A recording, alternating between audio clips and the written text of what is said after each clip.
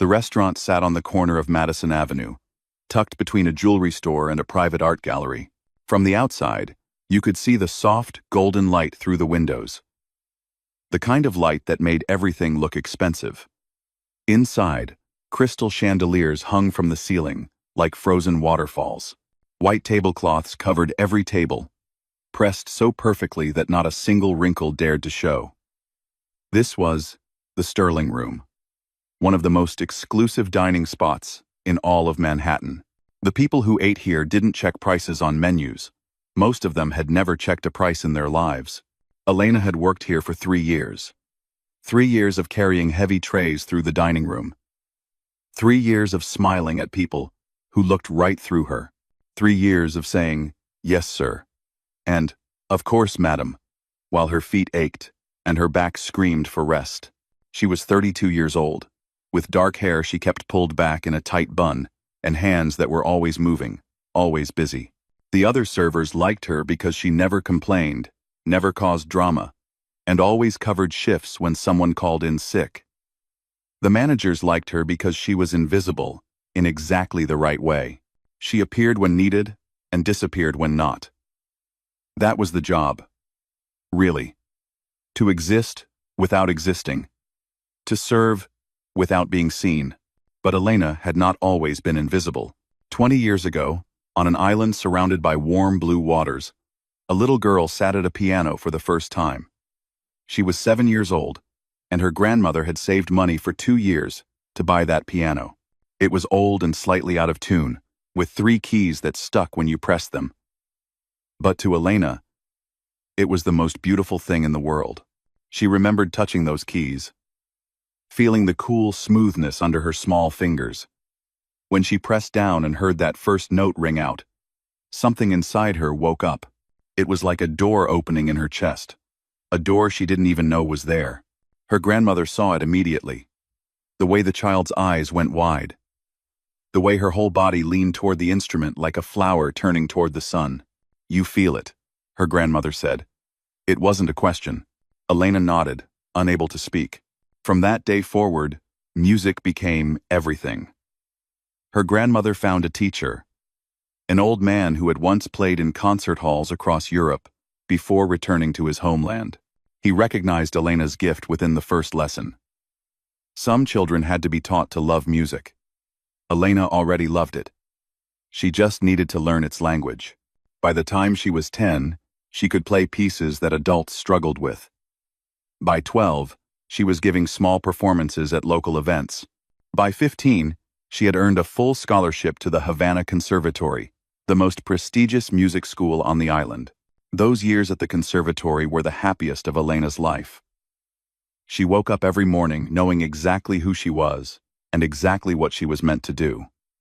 Her teachers spoke about her future in certain terms: international competitions, concert tours, recording contracts. The world was going to hear Elena Vasquez play piano, and the world was going to fall in love. Then everything changed. She was 19 when her family made the difficult decision to leave. The reasons were complicated, as they always are when people leave their homes. There were political pressures, economic hardships, a sick aunt in Miami who needed care. The details mattered less than the result. One day, Elena was a rising star at the conservatory, preparing for her graduation recital. The next, she was on a crowded boat in the middle of the night, watching her homeland disappear into the darkness. America was supposed to be the land of opportunity. That's what everyone said. But opportunity, Elena quickly learned, was not handed out equally. There were visa problems that dragged on for years. There were documents that got lost and fees that couldn't be paid. There were lawyers who promised help and then disappeared. There were nights when Elena slept on the floor of her aunt's tiny apartment, listening to the sirens outside and wondering what had happened to her life. She couldn't continue her music education without proper documentation. She couldn't perform publicly without risking everything. The concert halls she had dreamed about were just buildings she walked past on her way to whatever job would have her. She cleaned offices. She washed dishes. She worked the night shift at a laundromat, folding other people's clothes until her fingers cracked and bled. Somewhere along the way, she stopped playing altogether. It hurt too much. Every time she saw a piano, she felt that door in her chest try to open, and she had to push it shut. She couldn't afford to feel that longing. She couldn't afford to remember who she used to be. Years passed. Her visa situation eventually got sorted out, but by then, she was already someone else. The 19-year-old girl with the big dreams had become a 32-year-old woman with tired eyes and a practical approach to life. Dreams were for people who could afford them. Elena could not. When she got the job at the Sterling Room, she thought it was a step up. The pay was better. The tips could be good if you smiled enough. And there was something almost funny about serving the kind of people who went to concert halls, who probably sat in the front rows of performances by pianists who had finished the journeys Elena had barely started. But there was also the piano. It sat in the corner of the main dining room, a Steinway grand worth more than Elena would earn in 10 years. Its black surface gleamed under the chandeliers. Every night, a musician in formal attire would come and play for the guests. Soft classical pieces that nobody really listened to. Background music for conversations about stock portfolios and vacation homes. Elena tried not to look at it. She tried to focus on her tables, her orders, her tips. But sometimes, when she passed by, her fingers would move without her permission. They would press against her apron, finding invisible keys, playing along with whatever piece the hired musician was performing. She always caught herself and made herself stop. But for those few seconds, the door in her chest would crack open, and she would feel it all again. The love, the loss, the terrible, beautiful ache of something that used to be hers. The other servers noticed nothing. The guests noticed nothing. The managers noticed nothing. Elena was invisible, just the way she was supposed to be. But she wasn't empty. That was the thing nobody understood. She walked through that restaurant every night, carrying something enormous inside her. A talent that had no place to go, a voice that had no permission to speak. 13 years of silence pressing against her ribs like a held breath. She told herself it was fine. She told herself she had made peace with it. She told herself that some people just don't get to live their dreams. And that's okay. That's just life. That's just how it goes. But every night, when she walked past that piano, her hands remembered. Her heart remembered. And somewhere deep inside her, that little girl was still sitting at her grandmother's old piano, pressing down on the keys, hearing that first note ring out, feeling that door swing wide open. Elena didn't know it yet, but everything was about to change. One ordinary evening at the Sterling Room would become the most extraordinary night of her life. The invisible woman was about to be seen, and the world was about to discover what happens when you silence a voice for too long. It finds a way to sing.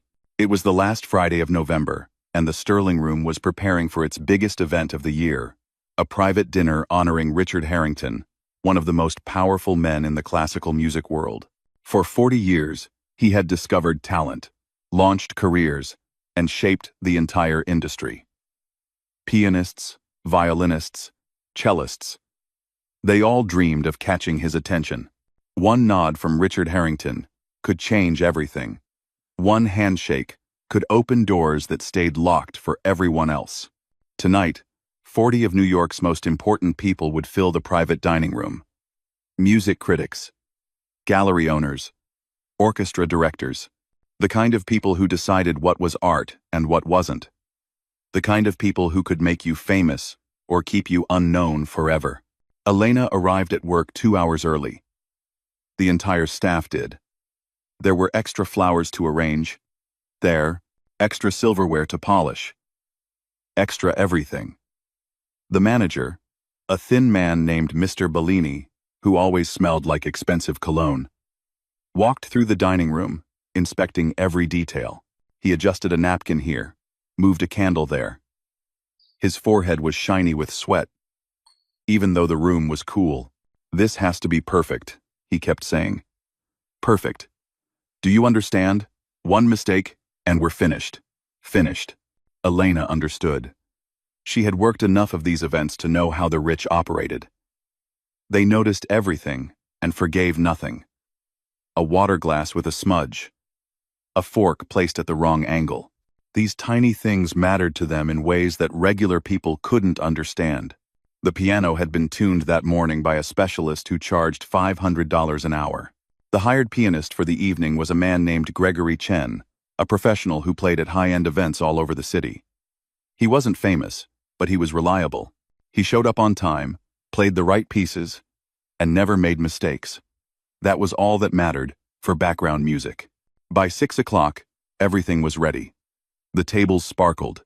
The kitchen hummed with activity. The servers stood in a line, receiving final instructions from Mr. Bellini. Smile, but not too much. Speak only when spoken to. Refill glasses before they're empty. And for the love of God, do not drop anything. Elena took her position near the back of the room. Her section included 3 tables close to the piano. She would be able to hear every note Gregory Chen played. At 6:30, the phone rang. Elena was arranging bread baskets when she heard Mr. Bellini answer. She didn't pay attention at first. Phone calls happened all the time. But then, his voice changed. It went from professional politeness to something close to panic. What do you mean you can't come? The guests arrive in 30 minutes. 30 minutes. The other servers exchanged glances. Elena set down the bread basket and listened. Food poisoning? Are you serious right now? Can't you just... No, I understand. I understand. Fine. Fine. I day. 10 flew with you see. Mr. Bellini slammed the phone down so hard that Elena thought it might break. His face had gone from pale to red in a matter of seconds. He stood there for a moment, breathing heavily, his hands gripping the edge of the host's stand like he might collapse without it. Gregory's not coming, he announced to no one in particular. Food poisoning. He's in the hospital. The room went silent. Everyone understood what this meant. A dinner honoring one of the most important figures in classical music.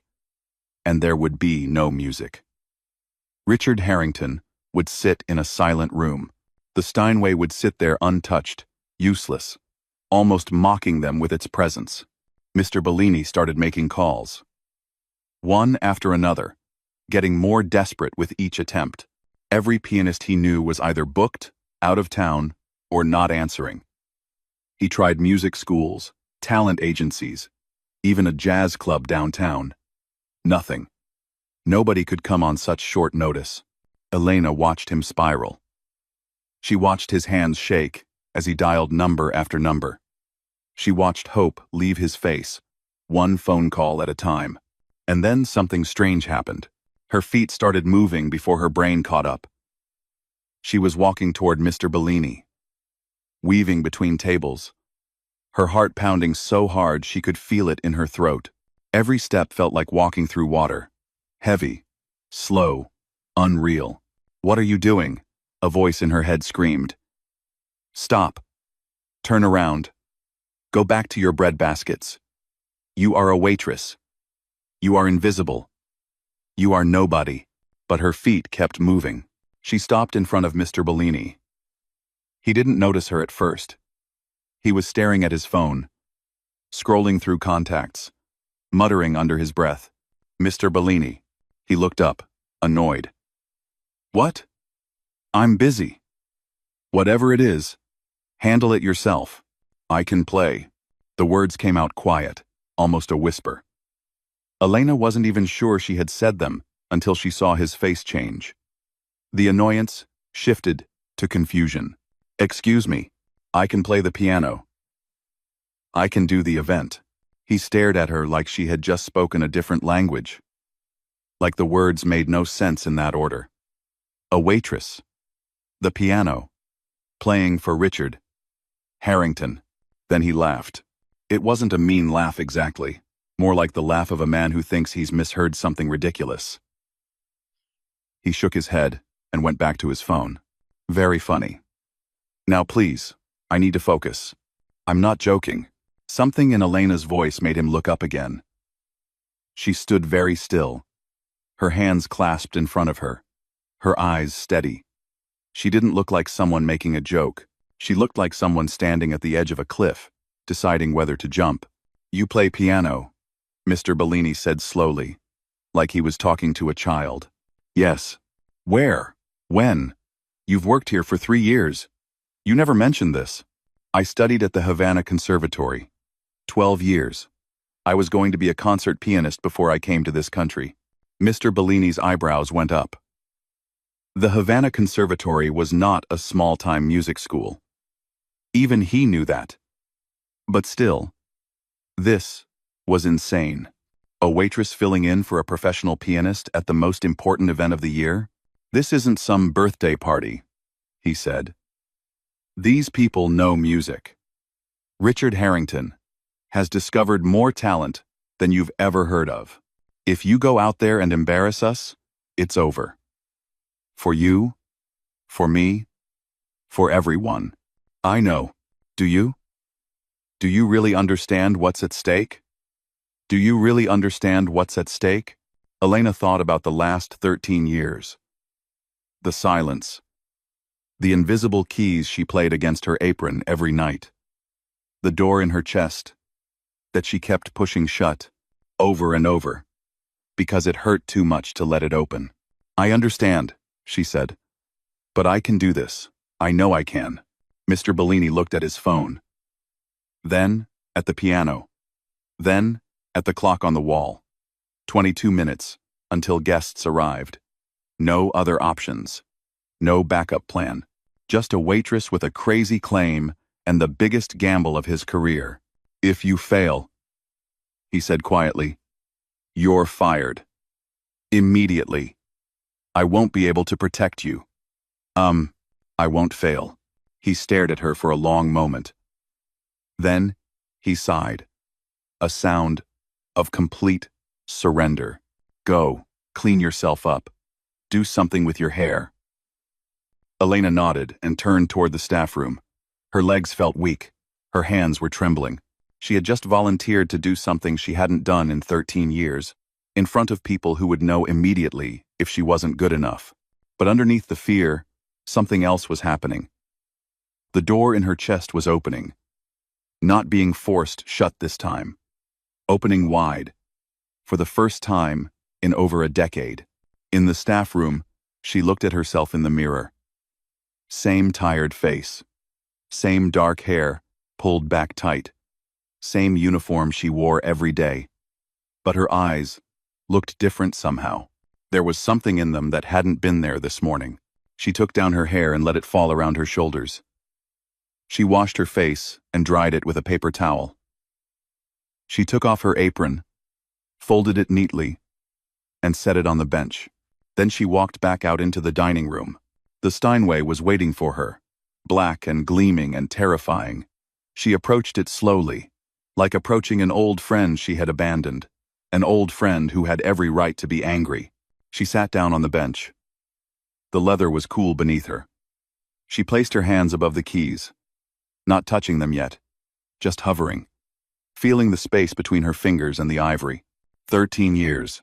In 3 minutes, the guests would start arriving. In 3 minutes, she would either reclaim everything she had lost or prove that she had been fooling herself all along. Elena closed her eyes. She took a deep breath, and she began to play. The first guests arrived at exactly 7 o'clock. Elena heard the front door open, heard Mr. Bellini's voice switch to its smooth professional tone. She kept her eyes closed, her fingers resting lightly on the keys. She hadn't started playing yet. She was waiting. Waiting for what? She didn't know exactly. Courage, maybe. Or permission, from some part of herself that still didn't believe this was really happening. More voices joined the first. The soft shuffle of expensive shoes on polished floors. The clink of champagne glasses being lifted from trays. The restaurant was filling up. And soon, very soon, someone would notice the woman sitting at the piano. Someone would wonder why she wasn't playing. Elena opened her eyes just enough to see the room through her lashes. Men in dark suits, women in dresses that cost more than her monthly rent, jewelry that caught the light and threw it back in tiny rainbows. These were not regular people. These were the gatekeepers. The ones who decided who got to live their dreams and who didn't. And there, near the center of the room, was Richard Harrington himself. He was older than Elena had expected. 70 at least, with white hair combed back neatly, and a face full of deep lines that spoke of decades of experience. He stood with perfect posture, holding a glass of wine, nodding as someone spoke to him. Even from across the room, Elena could see the intelligence in his eyes. This was a man who missed nothing, a man who had spent his entire life listening, really listening, to music. He would know within seconds if she was good enough. Her hands started to shake again. "You can still walk away." The voice in her head whispered, "Just stand up and leave. Tell them you made a mistake. Go back to being invisible. It's safer there." But then she thought about her grandmother, the old piano with the 3 sticky keys, the first note she ever played, and how it had opened something inside her that had never fully closed, no matter how hard she tried. She thought about all the nights she had walked past this very Steinway, her fingers moving against her apron, playing songs that nobody could hear. She thought about 13 years of silence. No, she wasn't walking away. Not this time. Elena straightened her back.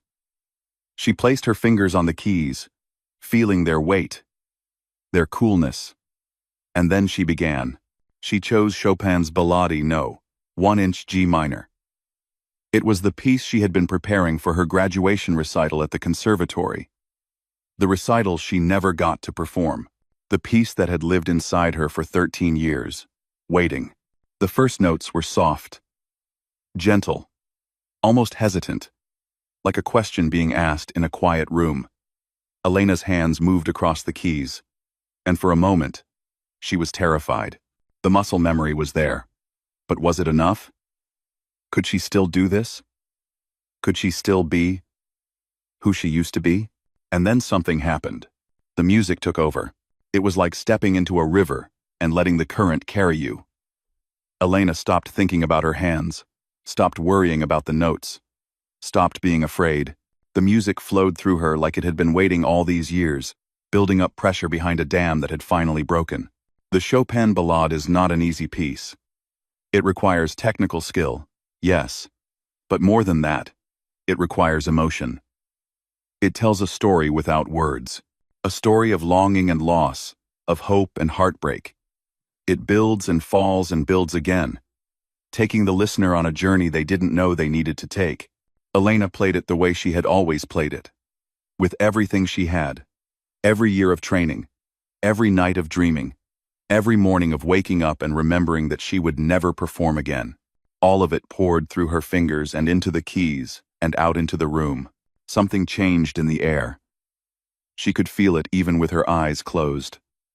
A shift, like the moment before a storm breaks. The conversations began to falter. One by one, voices trailed off mid-sentence. The clinking of glasses stopped. The soft shuffle of movement went still. By the time Elena reached the first climax of the piece, the room was completely silent. She didn't notice at first. She was too deep inside the music, too lost in the world it created. Her eyes were closed, and tears were sliding down her cheeks, and she didn't care. She wasn't playing for them anymore. She was playing for herself, for the little girl at her grandmother's piano, for the teenager who had worked so hard, dreamed so big, for the woman who had buried all of it just to survive. The music spoke for her.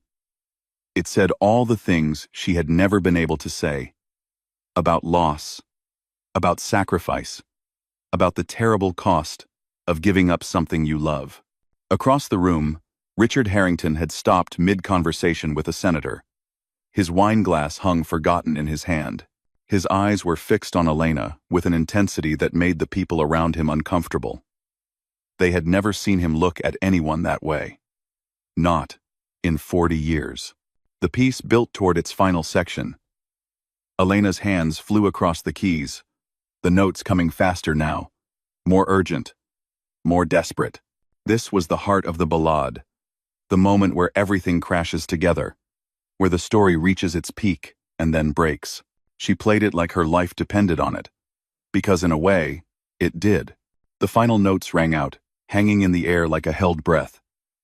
Then, silence. Complete, absolute silence. Elena sat frozen at the piano, her hands still resting on the keys, her eyes still closed. She was breathing hard. Her whole body was trembling. She had just done something she hadn't done in 13 years, in front of the most important audience of her life. She was afraid to open her eyes. Afraid to see their faces. Afraid to find out whether she had just changed her life or destroyed it. Then the applause began. It started with one person. A single pair of hands, clapping somewhere in the back of the room. Then, another joined. And another. And suddenly the entire room was applauding, the sound building and building until it filled every corner of the restaurant. Elena opened her eyes. She saw faces she didn't recognize, but she recognized their expressions. Shock. Wonder. Something that looked almost like disbelief. These people, these gatekeepers, these judges of talent and art, they were looking at her like they had just witnessed something impossible. And standing right in front of the piano was Richard Harrington. He had walked across the entire room without her noticing. His wine glass was gone. His hands were clasped in front of him, and his eyes were wet. Richard Harrington, the man who had launched 100 careers, the man who had heard the greatest pianists in the world, had tears in his eyes.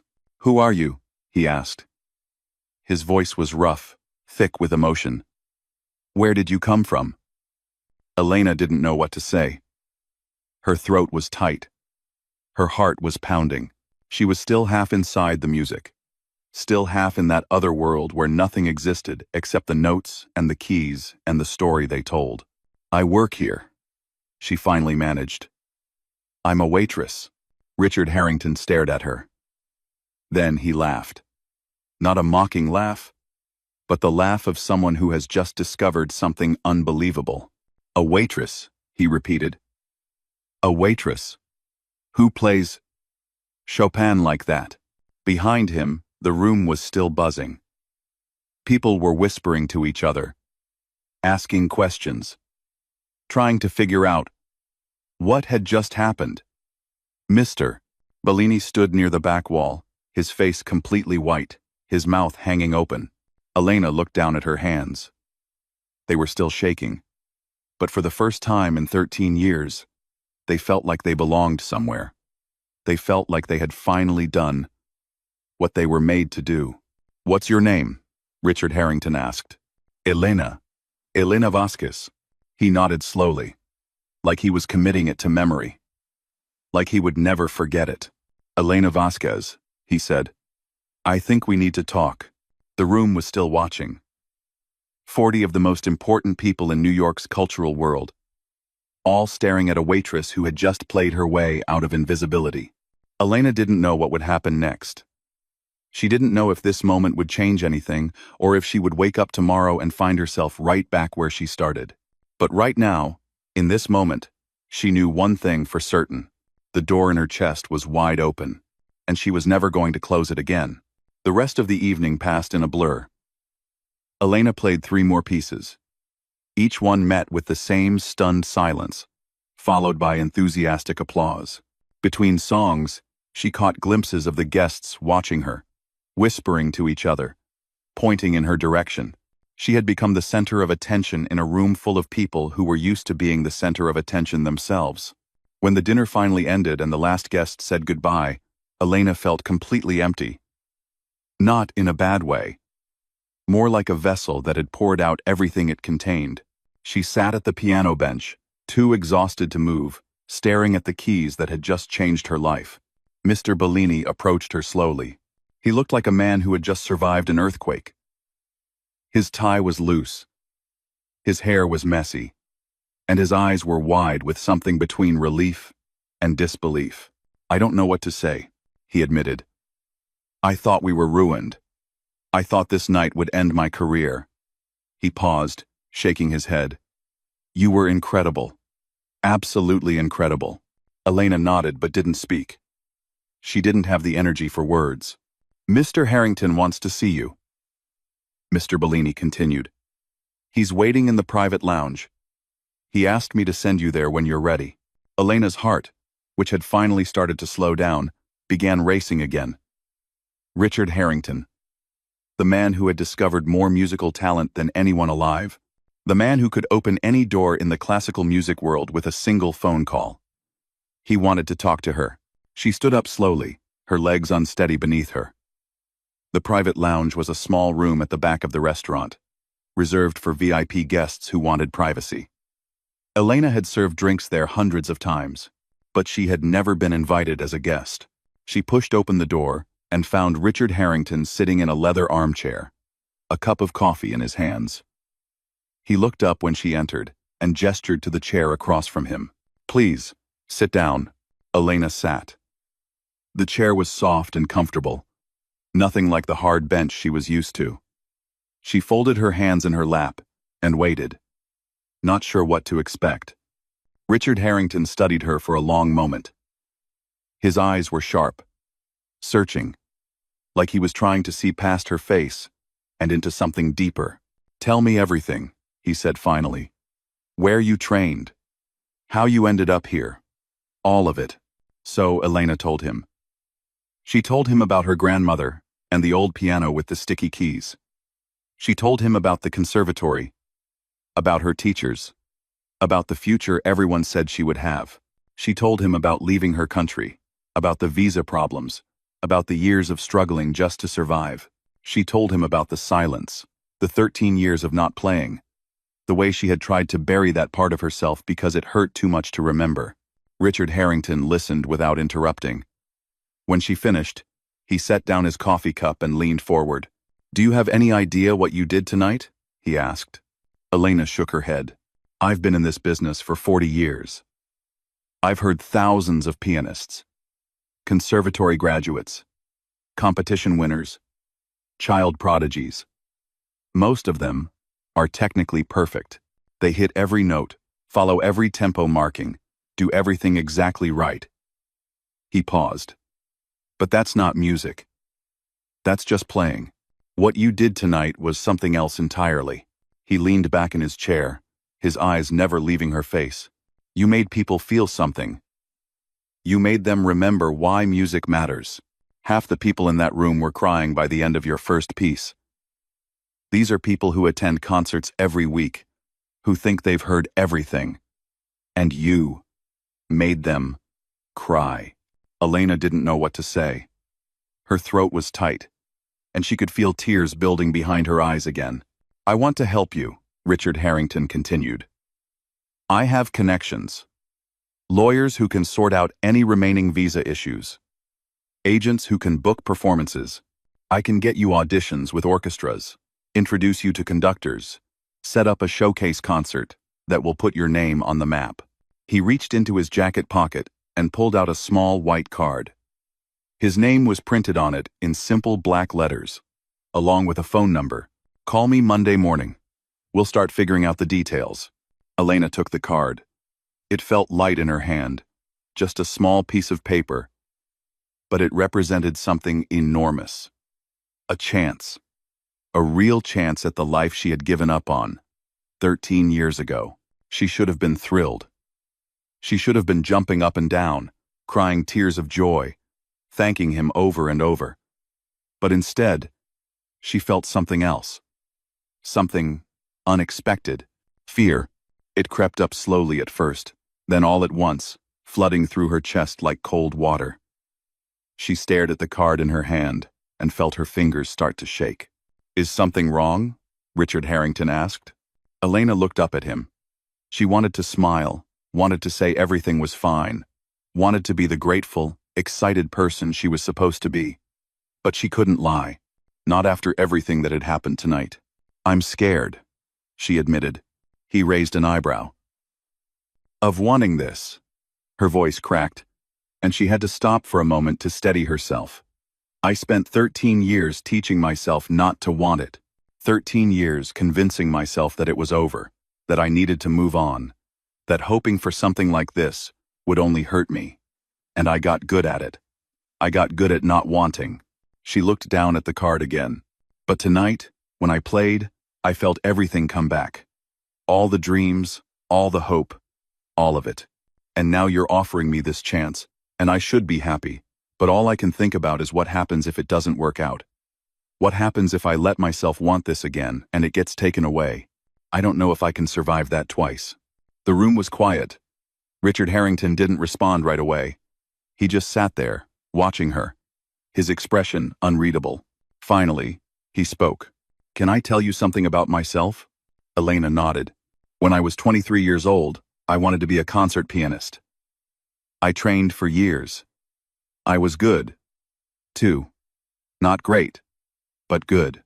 I made it to the finals of a major competition, and I thought my career was about to begin." He paused. "I came in fourth. Just missed the top 3. No record deal. No concert bookings. Nothing." He picked up his coffee cup and took a sip, even though it must have been cold by now. "I spent the next 2 years feeling sorry for myself, convinced that life had cheated me, that I would never recover.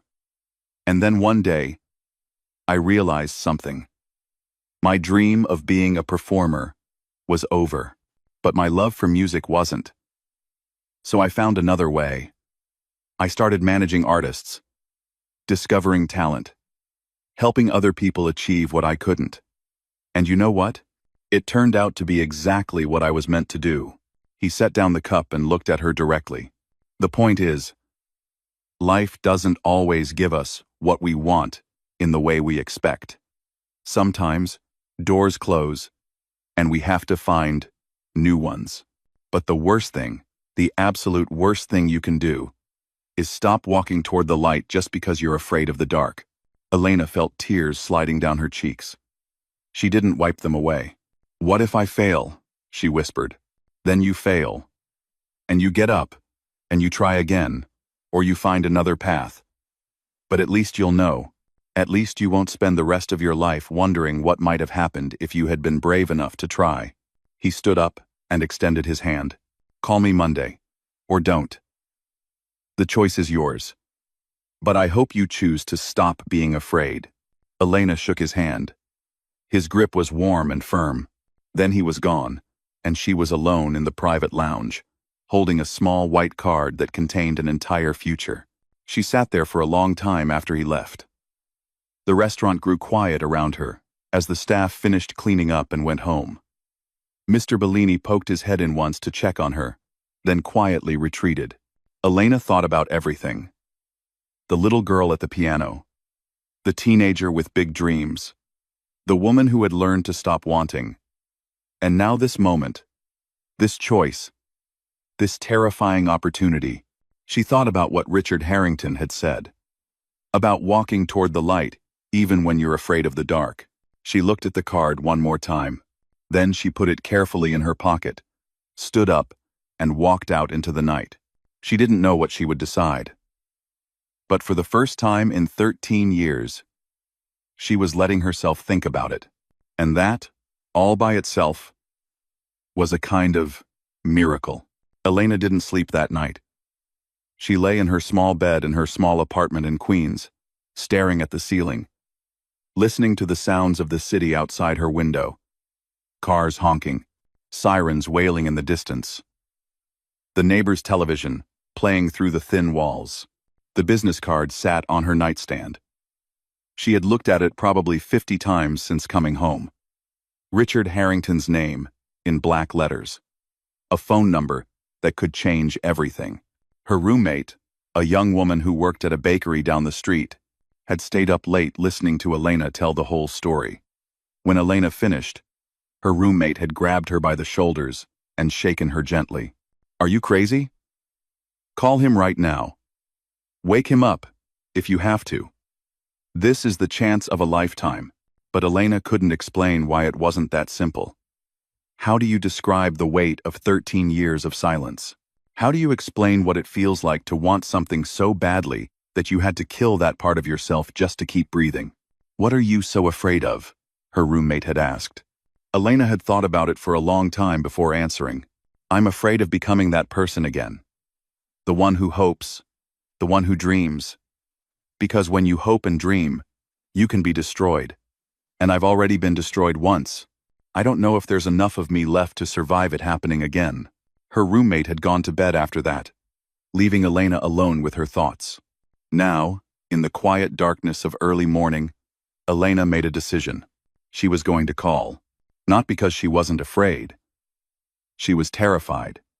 But because Richard Harrington was right. Living in fear wasn't really living at all. It was just existing. Going through the motions. Waiting for a life that would never arrive. She had spent 13 years waiting. That was enough. Monday morning, at exactly 9 o'clock, Elena dialed the number on the card. A woman answered, professional and polite, and transferred her to Richard Harrington's direct line. Elena, he said when he picked up. She could hear the smile in his voice. I was hoping you'd call. Everything moved quickly after that. Faster than Elena could have imagined. Richard Harrington was a man of his word. Within 2 weeks, he had connected her with an immigration lawyer who specialized in cases like hers. The lawyer found old paperwork that had been lost in the system for years, filed new documents. And within 3 months, Elena's status was fully resolved. For the first time since arriving in America, she was free to work, to travel, to live without fear of being sent back. While the legal issues were being sorted out, Richard arranged for Elena to practice at a private studio in Manhattan. A real studio with a concert-quality piano, soundproofed walls, and all the time she needed. Elena went there every day, sometimes for 8 or 10 hours at a stretch. Her fingers, which had grown stiff and slow over the years, gradually remembered their old strength and flexibility. Pieces she had once played effortlessly came back to her, note by note, measure by measure. It wasn't easy. There were days when she wanted to give up, when her hands cramped and her back ached, and the music refused to come out right. There were moments of doubt so powerful that she had to stop playing and just sit there, breathing, reminding herself why she was doing this. But she kept going. Day after day, week after week, because the door in her chest was open now, and she was never going to close it again. 6 months after that night at the Sterling Room, Richard Harrington arranged a showcase concert. A small venue, just 200 seats, but filled with critics, agents, and industry professionals. This was Elena's audition for the world. If she impressed them here, doors would open. If she didn't, well, at least she would know. Elena stood backstage, wearing a simple black dress she had bought with money she had saved from tips. Her hands were shaking. Her heart was racing. Through a gap in the curtain, she could see the audience taking their seats. These were the same kind of people who had been at the Sterling Room that night.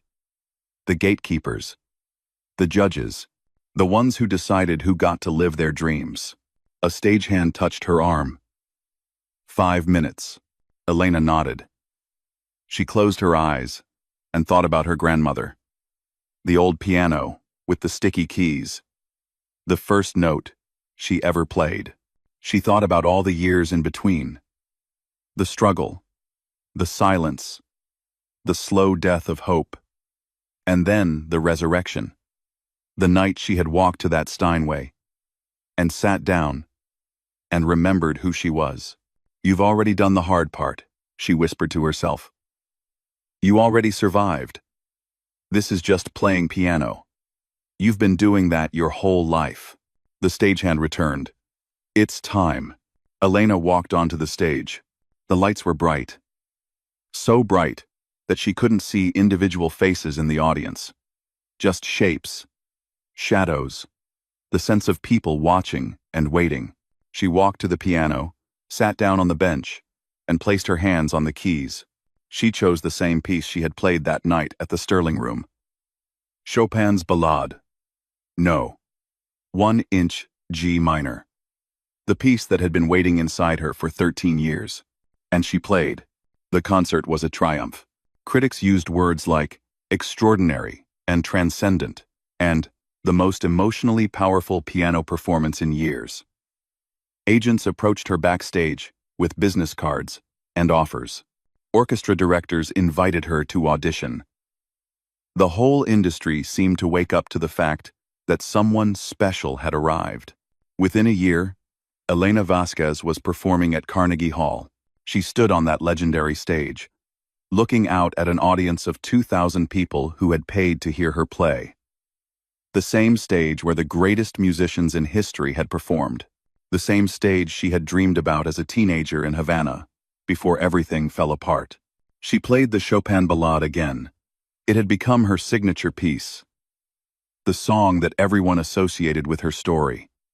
But this time, she played it differently, not with the desperation of someone who had been silent for 13 years, but with the joy of someone who had found her way home. The standing ovation lasted nearly 10 minutes. In the interviews that followed her rise to fame, Elena was always asked the same question. What kept you going? How did you survive all those years of silence? Her answer was always the same. I didn't survive, she would say. Part of me died when I stopped playing.